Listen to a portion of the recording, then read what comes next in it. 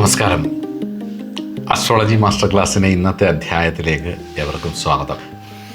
ജ്യോതിഷത്തിൽ ചന്ദ്രൻ എന്ന് പറഞ്ഞു കഴിഞ്ഞാൽ മനസ്സാണ്, മാതാവാണ്, ക്യൂനാണ്, രാജകുമാരിയാണ്, അല്ലെ രാജ്ഞിയാണ്, വികാരങ്ങളാണ്, ഇമോഷൻസാണ്, ഭാവനയാണ്, കാരുണ്യമാണ്, അൺകൺട്രോൾഡ് മനസ്സിൻ്റെ അവസ്ഥയാണ്. ദേഷ്യം സഹിക്കാൻ പറ്റത്തില്ല, പെട്ടെന്ന് പൊട്ടിത്തെറിക്കുക, പെട്ടെന്ന് കരയുക, പെട്ടെന്ന് ചിരിക്കുക, പെട്ടെന്ന് സങ്കടം വരിക, പെട്ടെന്ന് വെപ്രാളം വരിക, ഇതൊക്കെ ചന്ദ്രനാണ്. അപ്പം പരമ്പരാഗതമായിട്ടുള്ള കുറച്ച് ശ്ലോകങ്ങൾ നമുക്ക് നോക്കാം. 9-ാം ഭാവത്തിൽ ചന്ദ്രൻ എന്നാൽ എന്താ ഫലം എന്നുള്ളത് അത് പരാശര മഹർഷി പറയുന്നത്, നവമേ ശശിനി പ്രാവേ സുഹൃതി സുഭഗോ ഭവേൽ ധർമ്മിഷ്ഠ സുഖമാൻ വാഗ്മി കന്യാപുത്ര സമന്വിത. ജാതകത്തിൻ്റെ 9-ാം ഭാവത്തിൽ ചന്ദ്രൻ, അതായത് ശശിനി, ചന്ദ്രൻ നിൽക്കുന്ന വ്യക്തി വലിയ പുണ്യശാലിയും സുഹൃതിയായിരിക്കും എന്നാണ്. ഭാഗ്യവാൻ, സുഭാഗോ, ഭാഗ്യവാനായിരിക്കും എന്നും സ്വാഭാവികമായിട്ടും സ്വാഭാവിക ധർമ്മനിഷ്ഠയുള്ളവരും ജീവിതത്തിൽ എല്ലാ സുഖങ്ങളും അനുഭവിക്കുന്നവരും. എല്ലാ സുഖവും എന്ന് പറയുമ്പോൾ പ്രണയത്തോടൊക്കെ വലിയ താല്പര്യമായിരിക്കും. ഇമോഷണൽ നീഡ്, അത് ഏത് രീതിയിലാണെങ്കിലും ഇമോഷണൽ നീഡ്സ് വേണ്ടവരും. ഈ ചന്ദ്രന് ബലമുള്ള സ്ത്രീകൾ, ഈ 9 അല്ലെങ്കിൽ പൊതുവെ ഉള്ള സ്ത്രീകളുടെ ഒരു നേച്ചർ നിങ്ങൾ ശ്രദ്ധിച്ചു നോക്കിയാൽ മനസ്സിലാവും. ഇവർക്ക് കുറച്ച് അപ്രീസിയേഷൻസും സപ്പോർട്ടും, എപ്പോഴും മനസ്സിങ്ങനെ കലുഷിതമായിരിക്കും. അപ്പോൾ അവരെ ഇങ്ങനെ തലോടി കൊണ്ടുപോകണം. കുഞ്ഞുവാവയാണെന്നൊക്കെ നമ്മൾ പറയില്ലേ, ഇന്നത്തെ കുട്ടികൾ പറയുന്നത് കുഞ്ഞുവാവയാണോ, അങ്ങനെ കൊണ്ടുപോകണം. അപ്പോൾ ഒരു ഇമോഷണൽ ഇൻസ്റ്റെബിലിറ്റി ഉണ്ടാവും. അപ്പം ജീവിതത്തിൻ്റെ എല്ലാ സുഖങ്ങളും അനുഭവിക്കാൻ ആഗ്രഹിക്കുന്നവരും അത് അനുഭവിക്കുന്നവരും മികച്ച വാക്ചാതുര്യമുള്ളവരും, വാഗ്മിയും നല്ല സന്താന സൗഭാഗ്യമുള്ളവരും, പുരുഷന്മാരിലാണെങ്കിലും സന്താന സൗഭാഗ്യമുള്ളവരും, കന്യാപുത്ര സമന്വിത എന്നാണ് പറയുന്നത്, നല്ല സന്താന സൗഭാഗ്യങ്ങളും ലഭിക്കുന്നവരുമായിരിക്കും എന്നാണ് പരാശരപക്ഷം. ഇനി നമുക്ക് ഭൃഗുസംഹിതയിലെ ഒരു ശ്ലോകം നോക്കാം. നവമേ ചന്ദ്ര ധർമ്മിഷ്ഠ വിദ്വാൻ പ്രശസ്ത തീർത്ഥ യാത്രാകൃത് തടാക കൂപാതി ധർമ്മശാലാകൃത് ജാതക. നവമേ ചന്ദ്ര ധർമ്മനിഷ്ഠ. ജാതകത്തിൽ 9-ാം ഭാവത്തിൽ ചന്ദ്രൻ നിൽക്കുന്ന വ്യക്തി പരമമായ ധർമ്മിഷ്ഠനും അതുപോലെ മഹാവിദ്വാനും ജനസമ്മതനും, വിദ്വാൻ പ്രശസ്ത ജനസമ്മതനും ആയിരിക്കും. അപ്പം പരാശര മഹർഷിയുടെ അഭിപ്രായമായിട്ട് ഇതിന് യോജിപ്പുണ്ട് ഭൃഗുവിനും. ഇവർ ജീവിതത്തിൽ നിരവധി പുണ്യതീർത്ഥങ്ങൾ നടത്തും. തീർത്ഥ യാത്രാകൃത്, 9-ാം ഭാവം തീർത്ഥാടനം കൂടാണല്ലോ. അപ്പം ബലവാനായിട്ടുള്ള ചന്ദ്രനാണെന്നുണ്ടെന്നുണ്ടെങ്കിൽ മനസമാധാനത്തിന് വേണ്ടി യാത്രകൾ പോകും എന്നുള്ളതാണ്. തീർത്ഥാടന യാത്ര നടത്തും. പണ്ടത്തെ കാലഘട്ടത്തിൽ പറഞ്ഞിരിക്കുന്ന പോലെ മറ്റുള്ളവർക്കായി കുളങ്ങൾ, തടാക കൂപാതി ധർമ്മശാലാകൃത് എന്നാണ്. അപ്പം മറ്റുള്ളവർക്കായി കുളങ്ങൾ, കിണറുകൾ, വഴിയമ്പലങ്ങൾ എന്നിവ നിർമ്മിച്ച് നൽകുന്ന ജീവകാരുണ്യ വിഷയങ്ങളിൽ താല്പര്യമുള്ളവരായിരിക്കും എന്ന് പറയാം. അപ്പം പണ്ടാണ് ഈ തടാക കൂപാതി ധർമ്മശാലാകൃത് എന്ന് പറയുമ്പം ധർമ്മശാലകളും ഒക്കെ ഉണ്ടാക്കുന്നത്. അപ്പോൾ തടാകങ്ങളും കിണറുകളും കുടിവെള്ളം നിർമ്മിക്കുക അത് ഇന്നത്തെ കാലഘട്ടത്തിൻ്റെ രീതിയിൽ നമുക്കൊന്ന് വിശകലനം ചെയ്ത് നോക്കിയാൽ പാവപ്പെട്ടവർക്ക് കുടിവെള്ളം വിതരണം ചെയ്യുക, വലിയ വാട്ടർ ഫിൽട്ടറേഷൻ പ്ലാന്റുകളൊക്കെ സ്ഥാപിക്കുക. പ്രത്യേകിച്ച് ആലപ്പുഴ പോലുള്ള, ഇപ്പം എൻ്റെ ജന്മദേശം ആലപ്പുഴയാണ്. ആലപ്പുഴയിലെ ഉള്ളേരിയകൾ ഇപ്പം മഴക്കാലമാണ്. എത്രയോ കാലമായിട്ട് അവിടുത്തെ പ്രശ്നങ്ങൾ ഇങ്ങനെയൊക്കെ തന്നെയാണ്. ഞാനിപ്പം കാണുന്ന കാലം മുതൽ വെള്ളം കയറുന്നതും ഒക്കെ അവർക്ക് വർഷത്തിൽ ആ ഒരു വെള്ളം കയറുന്നതൊക്കെ അവരിപ്പം ഒരു ആഘോഷം പോലെ. അവിടെ എന്തുമാത്രം ജനപ്രതിനിധികൾ അവിടെ ജയിച്ചു പോയിട്ടുണ്ട്. ഇവർ ഇലക്ഷനൊക്കെ വരുന്ന സമയത്ത് ആലപ്പുഴയുടെ വികസനത്തിൻ്റെ നായകൻ എന്നൊക്കെ പറയും. നമ്മളതിൻ്റെ ഈ കുട്ടനാട് പ്രവിശ്യകളിലേക്കൊക്കെ നിങ്ങളൊന്ന് പോയി നോക്കണം. ഈ വർഷവും പോകണം, അടുത്ത വർഷവും പോകണം, അത് കഴിഞ്ഞുള്ള വർഷങ്ങളും പോകണം. പിന്നെ പഴയ വീഡിയോസൊക്കെ ഉണ്ടെന്നെങ്കിൽ അതൊക്കെ എടുത്ത് കണ്ടു നോക്കണം. വേമ്പനാട്ട് കായലിൻ്റെയും, അല്ലെങ്കിൽ വേമ്പനാട്ട് കായലിൽ മാത്രമല്ല അച്ചൻകോവിലിൻ്റെയും പമ്പയുടെയും ഒക്കെ ഒഴുകി ഇങ്ങോട്ട് വരുന്ന ആ ഭാഗത്തിൻ്റെ സൈഡുകളൊക്കെ നിങ്ങൾ നോക്കിയാൽ അതിൻ്റെ ചെറിയ ചാലുകൾ പോകുന്നതും തോടുകൾ പോകുന്നതിൻ്റെയൊക്കെ സൈഡുകളിൽ വർഷങ്ങളായിട്ട് മനുഷ്യർ ഒരേ രീതിയിൽ തന്നെയാണ് പോകുന്നത്. അവർക്ക് കുടിവെള്ള വിഷയങ്ങളൊക്കെ ഉണ്ട്. അപ്പോൾ അവിടെയൊക്കെ വലിയ വാട്ടർ ഫിൽട്രേഷൻ, അവിടെയൊക്കെ വലിയ ഈ ഫിൽറ്ററേഷൻ പ്ലാന്റുകളും ഒക്കെ ആവശ്യമാണ്. പലർക്കും ക്യാൻസർ രോഗം ഒരുപാട് റിപ്പോർട്ട് ചെയ്യുന്നുണ്ട്. പ്രത്യേകിച്ച് വെള്ളത്തിനകത്തെ ഈ പൈപ്പ് വെള്ളം ആണ് വരുന്നത് പലയിടത്തും. ഈ പൈപ്പൊക്കെ തുരുമ്പിക്കാതിരിക്കാനൊക്കെയുള്ള കെമിക്കൽസും അതുപോലെ തന്നെ ഈ വെള്ളം ക്ലീൻ ആവാത്തതും ഒക്കെയാണ്. എല്ലാ വീടുകളിലൊന്നും ഫിൽറ്ററുകളൊന്നും വെച്ചിട്ടൊന്നുമില്ല, സാധാരണ മനുഷ്യരാണ്. അപ്പം അങ്ങനെയൊക്കെയുള്ള ആൾക്കാരെ സഹായിക്കാനുള്ള അവസരം കിട്ടുകയാണെന്നുണ്ടെങ്കിൽ വാസ്തവത്തിൽ നിങ്ങളത് ചെയ്യണം. ട്രസ്റ്റുകളോ സന്നദ്ധ സംഘടനകളോ വഴി ജനങ്ങൾക്ക് അടിസ്ഥാന സൗകര്യങ്ങൾ ഒരുക്കുക എന്നിവയാണ് നിങ്ങളുടെ ഒരു ഭാഗ്യമായിട്ടൊരു നിയോഗമായിട്ട് കാണുന്നത്. അപ്പോൾ ചന്ദ്രൻ ശുദ്ധജലത്തിൻ്റെ കാരകനാണ്, ജലത്തിൻ്റെ കാരകനാണ് ചന്ദ്രൻ. അതുകൊണ്ട് തന്നെയാണ് ഈ ചന്ദ്രന് ബലമുള്ളവരെ നമുക്ക് പിടിച്ചൊതുക്കി വെക്കാൻ പറ്റത്തില്ല. അവർ ഇമോഷണലി വളരെ വീക്കായിരിക്കും. അവർ പെട്ടെന്ന് പൊട്ടിത്തെറിക്കും. അവരെന്തുകൊണ്ട് രവിയാണെന്നുണ്ടെങ്കിൽ കറക്റ്റ് കൺട്രോൾഡായിരിക്കും. ഈ വെള്ളം ഒരു പരിധി കൂടുതൽ ഞെരുക്കി വെക്കാൻ പറ്റില്ല എന്ന് പറയുന്ന പോലെയാണ് ചന്ദ്രൻ്റേത്. ഇമോഷൻസ് ഒരു പരിധി കൂടുതൽ പുറത്തേക്ക് വരും.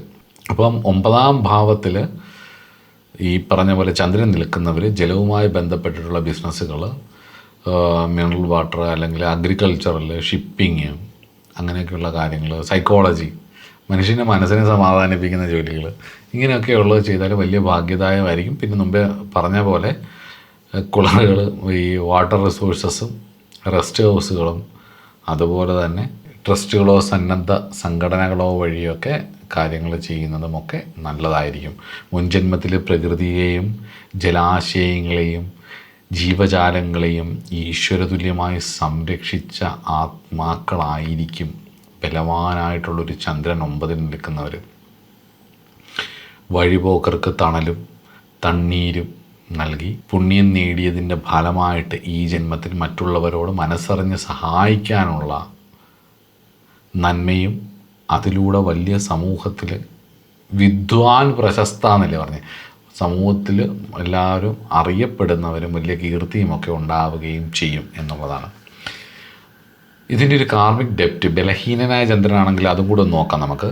ഭൃഗുസംഹിത പ്രകാരം ഇവർ ആത്മീയ യാത്രകളിൽ മുഴുകുമ്പോഴും പലപ്പോഴും കുടുംബപരമായിട്ട് ഉത്തരവാദിത്തങ്ങളിൽ നിന്ന് മാനസികമായിട്ട് അകന്നു പോകാനോ ഇമോഷണൽ ഡിറ്റാച്ച്മെൻ്റ് അല്ലെങ്കിൽ എസ്കേപ്പ് മെക്കാനിസം അല്ലെങ്കിൽ ഇമോഷണലി വളരെ വൾണറബിൾ ആയിട്ടുള്ള ആൾക്കാരായതുകൊണ്ട് തന്നെ എപ്പോഴും ഒരു പിടപ്പ്, ഇവരെ ഒന്ന് സമാധാനിപ്പിക്കാൻ പറ്റത്തില്ല. ഇങ്ങനെ പറഞ്ഞുകൊണ്ടിരിക്കും, ദേഷ്യപ്പെട്ടുകൊണ്ടിരിക്കും, ഇങ്ങനെ പറഞ്ഞുകൊണ്ടിരിക്കും, ഇങ്ങനെ ഒരു പിടപ്പുണ്ടാവും.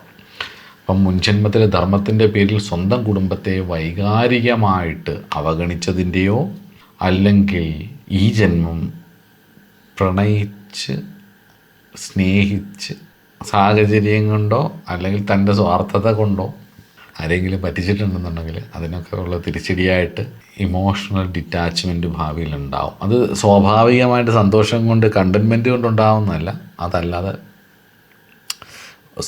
സ്വയം ഡിപ്രഷൻ പോലത്തെ അവസ്ഥകളിൽ വന്നിട്ട് അങ്ങനെ ഉണ്ടാവാനുള്ള സാധ്യതകൾ ഉണ്ട്.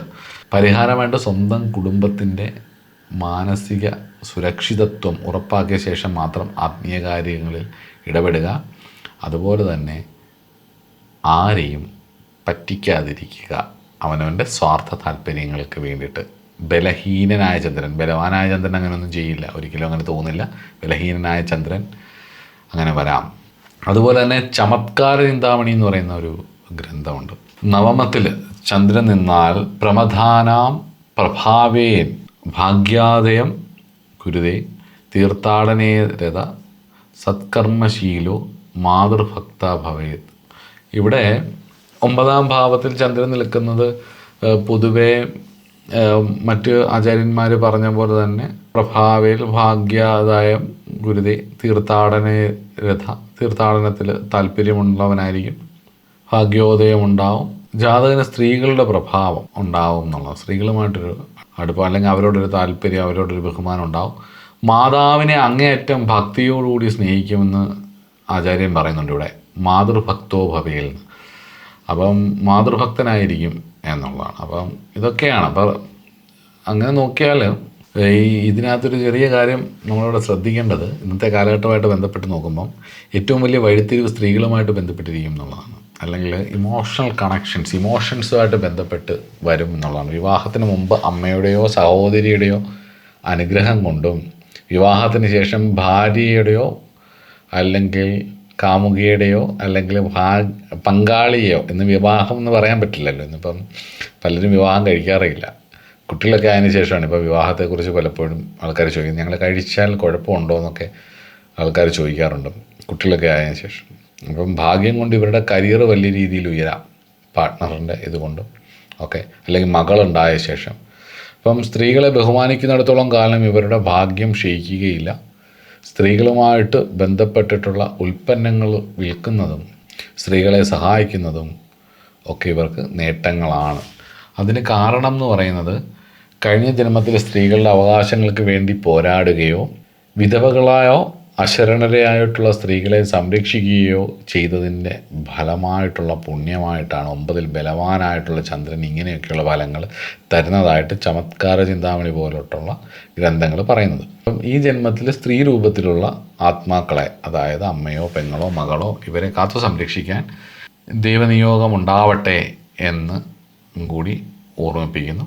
അപ്പം സ്ത്രീജാതകത്തിലായാലും ഈ ഫലമൊക്കെ ആ രീതിയിൽ തന്നെ കാണുകയും വേണം, അമ്മയോട് അടുപ്പം ഒക്കെ. എന്നാൽ ഇതിനൊരു ബലഹീനനായിട്ടുള്ള ഒരു ചന്ദ്രനാണെന്നുണ്ടെങ്കിലോ, ബലവാനാണെങ്കിലും നമ്മളിങ്ങനെ ഫലം പറഞ്ഞു, അപ്പോൾ ബലഹീനമായിട്ടുള്ള ചന്ദ്രനാണെങ്കിൽ എന്തായിരിക്കും?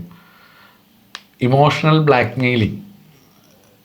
ബലഹീനനാണെങ്കിൽ ഇമോഷണലി മറ്റുള്ളവരെ വൈകാരികമായിട്ട് ചൂഷണം ചെയ്യുകയും ഇവർ പെട്ടെന്ന് ഇവരാരെങ്കിലും ഇതേയാക്കുകയോ ഇവരാരുടെയെങ്കിലും ഇതേയാവുകയോ ചെയ്യും. രണ്ട് സംഭവിക്കാം. അത് റിഫ്ലക്ഷനാണ്, പലപ്പോഴും പ്രതിബിംബമാണ്. ഒന്നിൽ അങ്ങനെയുള്ളതിനെ നമ്മൾ അട്രാക്റ്റ് ചെയ്യുന്നു, അല്ലെങ്കിൽ നമ്മളുടെ ഉള്ളിൽ ആ തോട്ടുള്ളത് നമ്മൾ മറ്റുള്ളവരെ അതിലേക്ക് എത്തിക്കുന്നു. ഇത് രണ്ടിലേതെങ്കിലും ഒന്നാണ് സംഭവിക്കുന്നത്. അപ്പം ഒരു മാഗ്നറ്റ് പോലെ ഇത് അടുക്കുന്നതാണ്. അപ്പോൾ ഇമോഷണൽ ബ്ലാക്ക് മെയിലിങ്ങിന് ഇരയാവുകയോ അല്ലെങ്കിൽ നിങ്ങളത് ചെയ്യുകയോ ചെയ്യും. ഇവർ പെട്ടെന്ന് ഇരയാകും എന്നുള്ളത് ചിന്തിക്കുക. അപ്പം മുൻജന്മത്തിലെ ആരുടെയെങ്കിലും വികാരങ്ങളെ വ്രണപ്പെടുത്തിയതിൻ്റെ കടമായിട്ടായിരിക്കും, ആരെങ്കിലും ഇരയാക്കിയതിൻ്റെ ആയിരിക്കും ഈ ജന്മത്തിൽ അത് ഇരയാവുന്നത്. അപ്പം മാനസികമായിട്ടുള്ള വിഷമങ്ങളെ ഓവർകം ചെയ്യാൻ വേണ്ടിയിട്ടുള്ള ഈശ്വരീയ കാര്യങ്ങൾ ചെയ്യുന്നതിനോടൊപ്പം തന്നെ മറ്റുള്ളവരുടെ വിഷമങ്ങളും സങ്കടങ്ങളും കേൾക്കാനും അത് പരിഹരിച്ചു കൊടുക്കാനും ബാധ്യസ്ഥരാവുകയും ചെയ്യുക. പൗർണമി ദിവസങ്ങളിൽ ദേവീ ഭജനത്തിനും അമാവാസി ദിവസങ്ങളിൽ ഭദ്രകാളിയെയും അതുപോലെ തന്നെ പിതൃതർപ്പണമൊക്കെ ചെയ്യുന്നതും നിങ്ങളുടെ മനസ്സിൻ്റെ സ്വസ്ഥതയ്ക്ക് നല്ലതായിരിക്കും. അല്ലെങ്കിൽ അമാവാസി പൗർണമിയൊക്കെ അടുക്കാറാകുമ്പോഴത്തേക്കൊരു മാനസിക സംഘർഷങ്ങളുണ്ടാകും. അപ്പം മൈൻഡ്ഫുൾനെസ് പോലുള്ള മെഡിറ്റേഷൻ, അല്ലെങ്കിൽ ഗൈഡഡ് മെഡിറ്റേഷൻ, അല്ലെങ്കിൽ ഈശ്വര പ്രാർത്ഥനകൾ ഒക്കെ ചെയ്ത് മുന്നോട്ട് പോവുക.